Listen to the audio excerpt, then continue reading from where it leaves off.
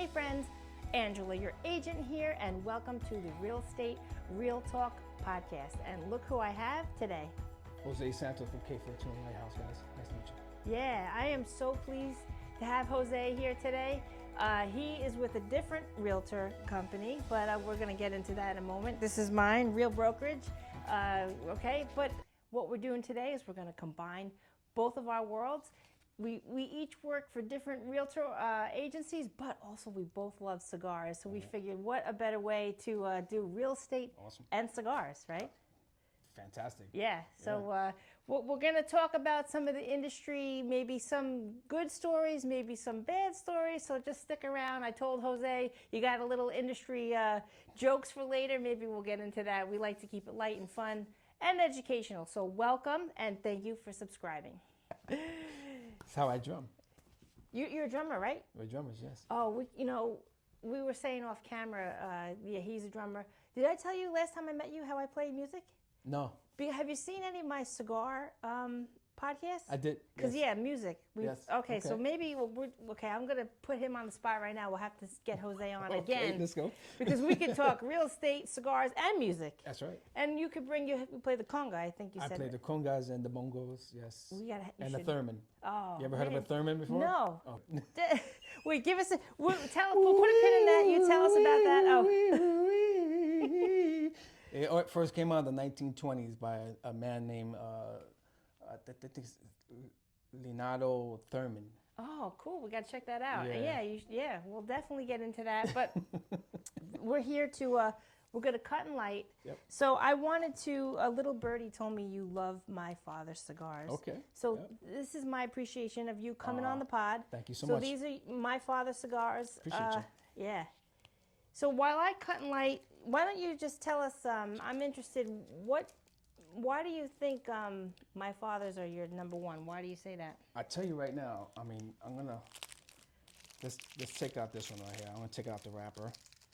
Yeah. Look how beautiful that. I love those too. I love the style of the emblem. MF, reminds me of like, my dad, he was definitely the judge in my life. You know what I'm saying? So just to have this cigar with that emblem, when you smoke it down and you wear that, that's kind of like your pinky ring, Mm-hmm. It's kind of euphoric to me.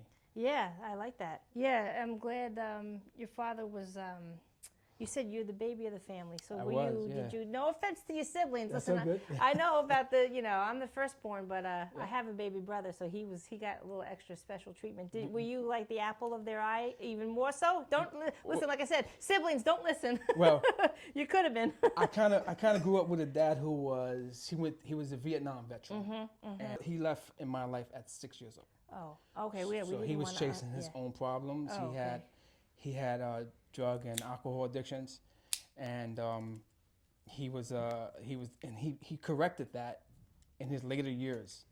So he was a great grandfather to my kids.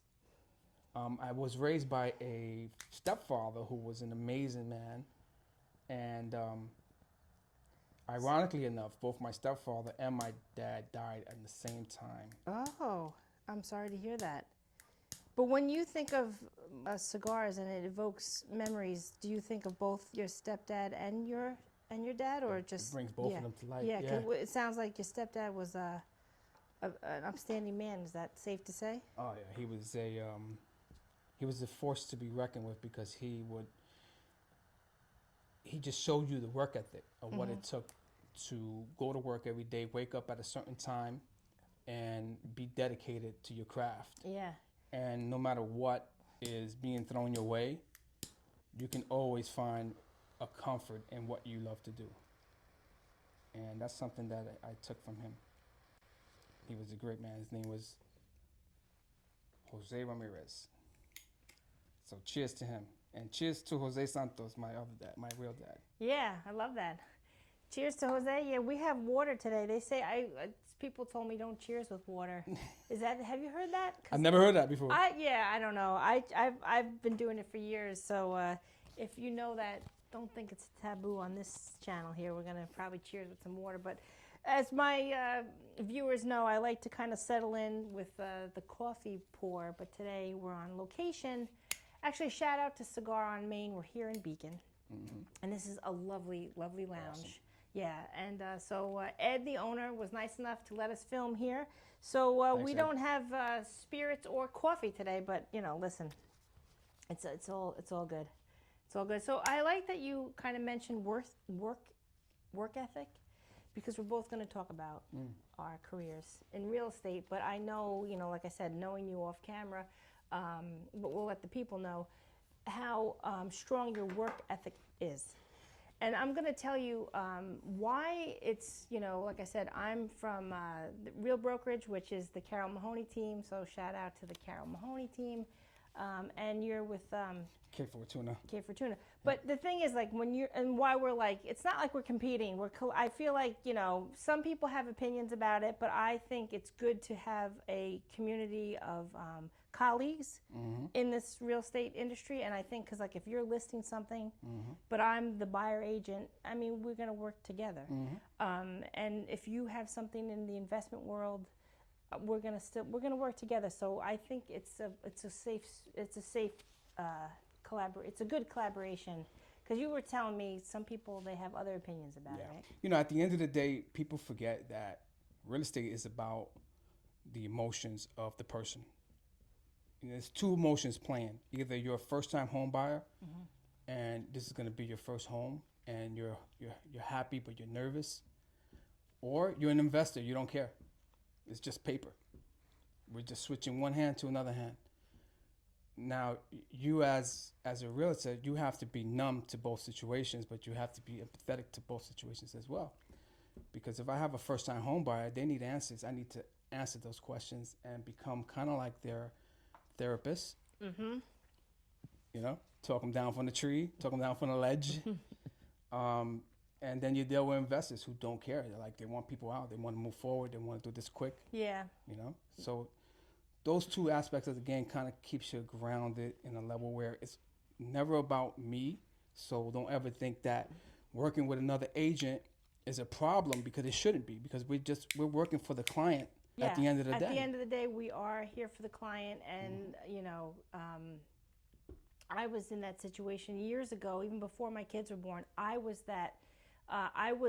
renting a condo. This was even before I bought my own condo, and I was that, pawn in the what we were just saying with the paperwork. That's right. So the person that owned the condo didn't live in the state, right? So it was one of those situations where they were just like, I don't know, whatever it was in the market, something happening in the situation of the world of numbers, because it was we were there for a long time. That's and right. I think we had re-signed a lease, whatever it was. We could have even been in our 3 months into our lease, let's say, whatever it was. It was early on, and then all of a sudden, like, you get the call, and it's like, okay, but they want to sell it, and they also want, like, you need to be out. So it's like, wait, what? So I was that. So you know what I mean. So for me, I put myself. I like to pull from my own personal experience to help my client. And like you said, you have to be not a therapist. We're not saying, like, you need a therapist, but it is a little bit like that, because we need a therapist at the end of the day. Yeah, that's why they say realtors drink. Yeah, we didn't. I don't drink like that, but yeah, I mean, a nice cigar at the end of the day. This is the therapy. We can have this conversation, and we can remind the world that we are here to work with each other on these deals and not be against each other at the table. I think so. And still represent the client to the fullest extent. Yes, because in that moment, and also another example would be, actually, let's cheers. Let's cheers. I said we were going to cheers. Listen, we're tabooing it. We're cheersing with water. Water. We're going to do it because I Good do old like H2O.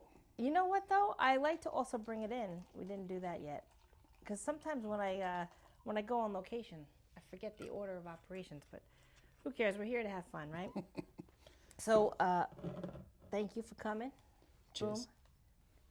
And cheers to you. I think I'm going to cross-platform this podcast. So I'll put it up on my cigar world and my real estate world, because we're, and I'm enjoying the CAO Amazon Basin. Have you ever had? Look at that! Look at that! Have you ever had that one? That's lovely. What is that? That I don't know. That is like, I'd have to probably Google it. But if you've had this CAO Amazon Basin, definitely. I think I'm saying it right. Definitely comment below. Look how special that is. I don't know. It's like the band is. I think it's like I don't know. It's some Now, kind of. question: why'd you pick the cat's eye? Oh yeah, you call it the cat's eye? Called the cat's eye. I picked the dot. Well, I had no other Punch. choice because you gave me your clipper. Oh yeah. But I normally would pick the cat's eye. Okay, so this is called. I like that. I haven't actually heard that. This is the V cut. Okay. And so just the V cut. Why did I pick that? I'm going to tell you. This is a good little. Listen, you want a little cigar education, because the surface of, it's like, the straight cut is this, right? Yep. And then when you're V cutting it, you have all this. You have double the surface. That's right. So they say the flavor profile is more like air coming through the top of the cigar, more surface for the flavor profile, and also it's supposed to go like it's going this way, like this way, into your palate. Love that. And you're getting. They just say it's supposed to enhance the flavor profile. I think it does because I normally will pick that, Yeah, the V cut. but Cat's eye, I like that. I call it a cat's eye. Yeah, he's because you're a cool cat. Cool cat from the Bronx right Hey, here. This man. guy is representing. Yeah, 1980s and 1990s. Yeah, you know where it's at. Yep. We're from what Gen we call X it, we are. enchanted, from the enchanted island called the BX of the 1990s. But yeah, Gen X all day, baby. All day. Boogie down. Fortuna University. Shout out to all my boys out there. You know what I'm saying? Back in the days, 190th. If they even are around still, hopefully they are in a better space in their life and they're not in that corner anymore. Because we used to do some horrible stuff in that corner. But cheers to the Bronx. What? From the Bronx to Beacon. Yeah, Beacon. That's what I say about real estate. We can sell from Brooklyn to Buffalo. So today we'll say from Bronx to Buffalo. Yeah. We cover it all. B to But, B, B to B. So you were saying you like to do the V cut. You like the Because of the flavor. Yeah. Exactly. And I mean, just to have the education that you gave me behind it makes sense because you get a better pull, you better do. draw. Yeah. You know, one of my buddies, he pulled out one of these dots last time, but then he sunk a kind of like something into it. Oh yeah. So the draw could come out of it.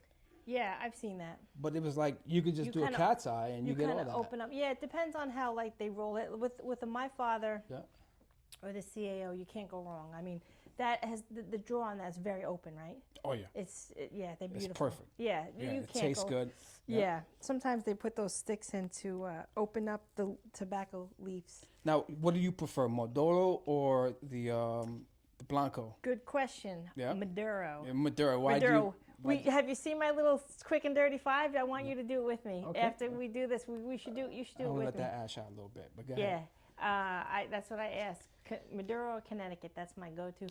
I say Maduro, and actually from very early on, because they sometimes they'll be like, oh, women, give her a flavored cigar. I get it, but I have a very unique palate. I actually have a super palate, like scientifically. Have you heard of that? A No, super palate? never heard of it. Okay. I could take. There's like a litmus test you could do with your taste buds. Okay. And I have like all.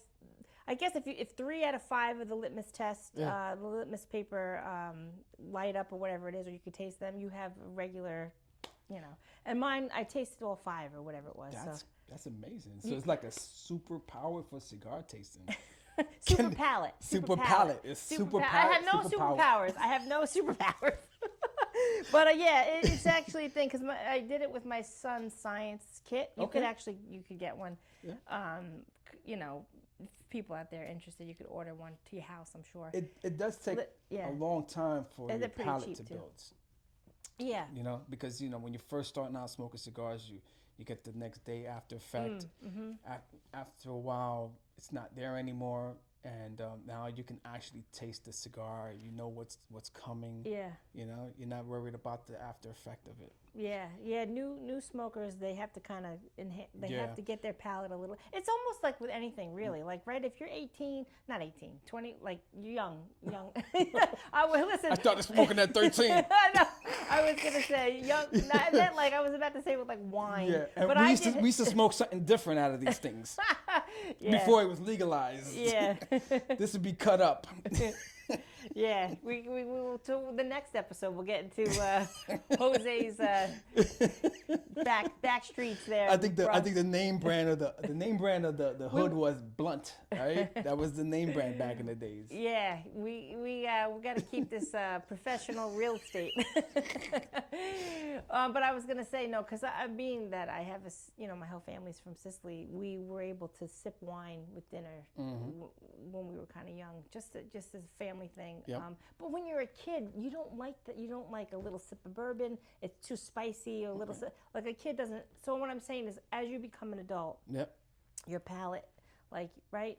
Do you remember, like, Absolutely. when you were like young, if you did sip some alcohol, did you feel like, you know it what? was like too spicy? Anything that was like a bourbon definitely was like too spicy, too tart. But now I love an old fashioned. Now you're Yeah, I would love an old fashioned. a regal.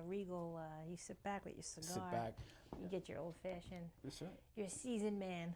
All right, so since this is your first time on this podcast, let's give a little background. Let's share with the people what made you get into real estate, because you must have had some sort of like underlying passion to say, because listen, I know people get into it first they just say the money.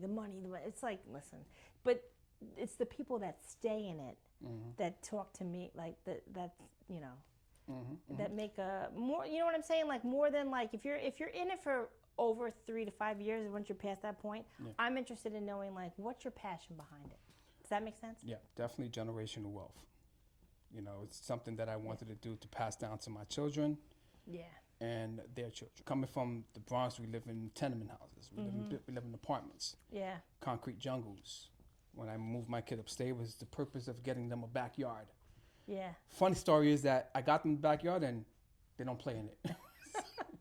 Go figure, So, but that is behind the passion of my real estate and also what I bring to the table when I represent my clients, knowing that this is something that's going to be some type of wealth generation for them, not only for myself, but for the client. Right. Because at the end of the day, like I said, it's all about the client and what they need and what we plan to do for them, and how can we help facilitate the deal. So you bought your own property first. Yep. And then did you have your license yet? No. So I bought my house in 2002. Yeah. And this was a part of something. What like gave you the bug though to get like your license and really take it further? I mean, I remember working as an exterminator in the buildings in downtown. Up here or downtown in the city. Yeah. And we worked for this company. It was a nice company. It had a union. And I would talk to the guys in the basements. They were the supervisors, the cleaning supervisors, and they had houses in Long Island. And at that time, interest rates were sinking in the early 2000s, like 2001 and 2000. And so I had the bug already, and they would tell me about the programs that my union gives to first-time home buyers. So I tapped into all the information they gave me. And at that time, we didn't have computers, right? We didn't have what we have now to do the MLS and all that. Oh, yeah. So we had to actually make phone calls. We had to find newspaper articles. Yep. Newspaper came right to my mind when you said that. Yep. And me and my wife, we had our first kid already. So we had, we had 2 kids already in an apartment. And we were living on the 3rd floor. We were both dreaming about buying a house. And we would visit my father up here in Beacon. Beacon was absolutely beautiful. This is early 2001, 2000. And after 9/11, that gave me a secure idea that I am leaving the city. Yeah. Kind of felt like a sardine in a can. And I made a move, bought my house upstate. Best move I ever made. And then I branched out from there. I went from exterminating to driving a gas truck and then using my 401k money to buy investment properties in Poughkeepsie. Yeah. You know, and kind of use that. It was still all before you got your license. All before I got my license. Yeah. So your passion from real estate, this is what I like to know. It stems from deep within. Like it's been there. It's family generated. That's right. It's like in your blood, because you said you wanted to move up and out. Like get the yard, get that. That's kind of like you know, same with my family background. They were in Brooklyn, and as much as they loved Brooklyn, right. I mean, really, the pride is still holds to this day. But that's exactly what my grandpa said. He said, well, we went out to Long Island because we wanted the yard and more space for the kids. You guess you have these visions for your kids. And it just worked for them. So, I mean, it's not for everybody because, you know, city living people, they absolutely, they first of all, some people in the city, they think we're crazy. we have too much. Because at night, you know, when I first came up here, I was up in Stanfordville area renting a place, this and that. And the peepers, I guess they call them, the peepers in the pond. Leaf peepers. Yes. Jose, I was actually scared because I was like, what is all this nighttime sound? Like, it was a lot of like, and then I had to get acquainted with like fox, and we have black bear up here. But coming from like the Long Island, Brooklyn, because we would go to Brooklyn a lot, you know, to visit cousins and stuff. And my aunt lived in Manhattan, so we were like in the city a lot. But then when I came up here, I was like, wait, what's all this noise? I said, we used to joke, I rather have the sirens and the yelling than the animals. Trains. I had to get used to the animals. But how's your feeling about that? When you first came up, were you like, wait? You know, I loved it because you grew up and all that noise. A lot of noise. It was a lot of noise. It was definitely something that you're looking for, quietness, right? Yeah. But then I found the perfect location because this says the Beacon. Beacon has a city vibe, you know. Yeah. 100%. So you can walk right down the main street. Yeah. You know, you got Brooklyn right here. You know? Yep. And then you walk up the mountain, you got a whole different lifestyle, and the key word is walk. You know, you don't have to take a train if you live here. You can walk to everything. Beacon's only 1.5 mile radius, so it's not a very, you know, big location, but it offers a lot. Yeah. And I don't know if you know this, but you know the Mount Beacon's on the New York's emblem, right? On our seal. Excelsior. Yeah. Is that our yeah, crest? yeah. Oh, I didn't realize. That's Mount Beacon right there. Yeah, nice. Yeah. Oh yeah, I'm so proud to be a New Yorker. Yeah. Oh yeah. And also, now, are you licensed in any other state? No, just New York. But our company, Fortuna. Yeah. We have an office in Florida, Fort Myers. Yeah. And we also have an office in Fishkill, and Atlanta, Georgia, and South Carolina. Nice. And Kevin is expanding, so you know Kevin. Yeah, is, the K cool. in K Fortuna stands for Kevin. That's so right. He's a real. Kevin is the man. I love Kevin. Yeah. I met Kevin in 2019. Yep. And everybody said, you know, once you meet him, you know, you're gonna love him. Yeah. See, that's the thing. Well, I worked, like I said, for the Carol Mahoney team, but I knew her before I joined, and I just knew. You can't, you know, you have to, I feel like it's important to also work with people that you can get along with, because then you could grow in your career. 100%. And there's no, you know, we get along. So you get along. Kevin's a good guy. Yep. Carol's a good lady. And, okay, so I know you got some real good, juicy career stories. So Jose was telling me off camera, he's like, but I have like some horror stories. I'm like, all right, but don't you know, keep it, Yeah. How do we keep it nice, but yet? All so what did you want to share? Get it off your chest. All right. So as a first-time home buyer, right, and you're looking for an agent who's going to help you close the deal. Right? Yeah, I mean, but you're going to add some tips and tricks into this nightmare story, or absolutely, because we need to learn from what happened. How about that? Absolutely. This is how we do it. You know, when you're dealing with an FHA buyer who's a first-time home buyer, a lot of times FHA, the mortgage company, has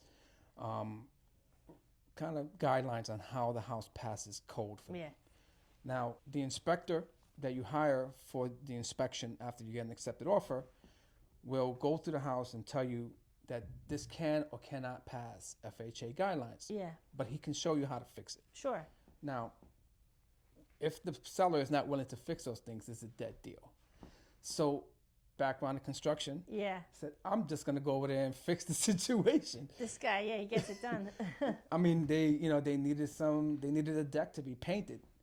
So I was driving a truck, doing my first FHA deal. I was really adamant of helping these people, great people, and they were buying a house that, you know, for the first time, and they were nervous. And when this situation came up about the deck, they were thrown off guard. I had to do this job for these people on the weekend, paint the fence. They gave me permission. I have a construction company that I formed, and we took care of it. So, but then you must have built quite a rapport with your buyer client. I mean, you know, at the end of the day, it wasn't a huge commission. It was a small. I think I was in the red on that commission. Right, but let me ask you this. Let me see. Is there any light? Did they refer you to anybody else? Of course, okay. They were the most. So that's they were the most gracious, and I had a great feedback from them. And they're 8 years ago, I helped them purchase that house, and they still call me to this day. Okay, so that's why we wanted to shine a little light on it as an agent. But also on the other side of it, like I said, to educate the people, the buyer client. That's right. Because I like to tell, first of all, I like to remind people we're not real estate lawyers. So consult your local real estate attorney. 100%. There's lots of laws and codes in your state, your area. But because I do let people know we can definitely help them anywhere in America, really. Right. Because if we know people here that are moving, this and that, we can just refer them to another agent, right. that we know. Right. And we like to get that done, but also, like you were saying, you were in the red on that, but you did it for your client, not the money. Is that safe to say? Because I experienced that same situation when I was buying my first house. Yeah, and you were just like there was an old SNL skit actually that used to say, "Fix it, just fix it, just fix it." Like that's my feeling too. It's like, can we get this done? Can we do what's right? That's right. So it was probably like really. Disappointing when the seller was like, "Screw that! I'm not. I don't care." You know. You kind of, and then you got to go back to these people and say, "Hey, man, you know, I'm sorry, but this situation happens. But you know, how do we kind of like navigate through that now? You know, now knowing what I know, I kind of refer that out to other people to get it done. So that experience gives me that leeway to do it again in a better way. Yeah, of course. Well, that's with anything in life. I feel. When you go through something, not that you fail, I'm not saying that you fail, but if you get kicked back or you fail at something, like I tell my own sons, that's good. When you get kind of kicked down a little bit sometimes, or you're going through that hard time, it just makes it so that the next time you're doing it, you're gonna be that much better. You're gonna know the answers. You know, sometimes you know how to solve that problem with like one alternative answer. Now you have 4 alternative ansers. You build that muscle. Yeah. And it gets easier in time. And now when you go and represent a first-time home buyer, you already know what to look for. You're seasoned. You're kind of like, hey, this is not going to happen. Let's move on to the next house. You know. You set the expectation too for the client, that's right? You don't like That's right. Yeah, it's good to have So these people call you. Still, yep. So I think they got my picture on there. But it's all good. They're all learning lessons, and you meet some great people on the way, and you make some great relationships. You know, between realtors, between customers, between clients. Yeah, it's good to have a smoke with you. It's good to sit and relax with Jose. I got my first ring on. Yeah, I like it. Yeah, I like that. It's good to sit back and enjoy a cigar with Jose. So yes, comment below if you're a real estate agent that likes cigars. And like I said, thanks for joining. Thank you for having me. Yeah, I love that you're here. All right. So see you next time.